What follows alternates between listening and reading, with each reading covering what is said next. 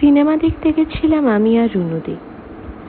কোনো সিনেমা দেখে তুমি কিভাবে সেই চরিত্রদের বর্ণনা দিচ্ছ তার উপর নির্ভর করে আমার প্রথম দিকে তোমার ভাবনা চিন্তার গতিবিধি বোঝার চেষ্টা। ধীরে ধীরে মনে হয় সেই প্রচেষ্টা তেমন যুক্তিসঙ্গত নয়। হয়তো নিজেরা এক একটা জীবন্ত চরিত্র হয়ে উঠলে উপসংহার আদতেই কোথায় কোন দিকে ঘুরপথে হাঁটবে বলা কঠিন।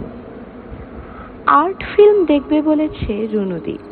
তুমি কেন যে বলতে রুনুদি এসব বোঝে না। বিয়ের পরেই দ্বিতীয়বারে সে দুপুরবেলাগুলোয় রুনুদি সিনেমা দেখতে চায়, প্রত্যেকটা আর্ট ফিল্ম।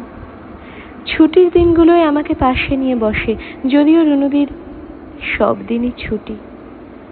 সাদা কালো দৃশ্যগুলো দেখতে দেখতে রুনুদির চোখে জল আসে। আমি দেখেছি ওর বোন এসে বসে এক একদিন কলেজ না গেলে।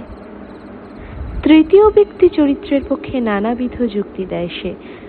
রুনুদি সেসব যুক্তি শুনলেই আজকাল কেন জানি না রেগে যায়।